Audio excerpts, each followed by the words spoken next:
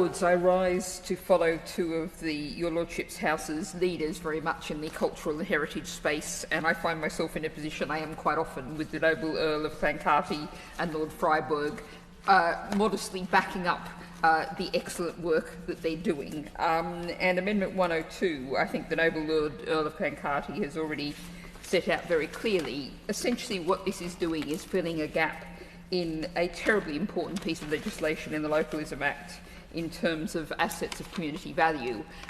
That's been something that I've gone up and down England and visited so many communities where they've saved pubs, they've saved shops, they've saved places that are terribly important to them.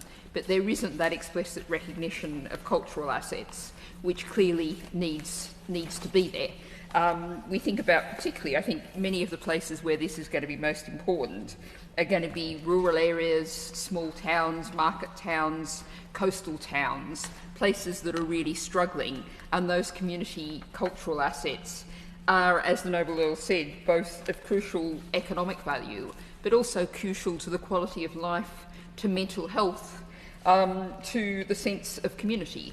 And I think there's actually a lot of crossover, and this is a particularly logical grouping, particularly the Noble Lord Parkinson's 110, that often heritage and cultural assets will be one and the same thing in these kind of communities. It's the old theatre, it's the old cinema maybe, it's all kinds of places like that which will now be used in all kinds of different ways.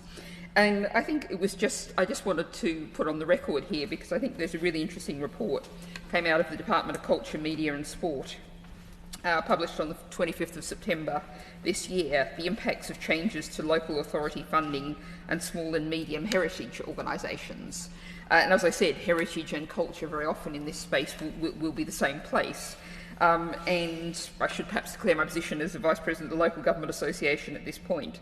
Local authorities, seeing still the main providers of heritage services, have seen a 49% cut in central government grants, and we're seeing a massive overall cut in closures, reduced opening hours and scaling down of public programs.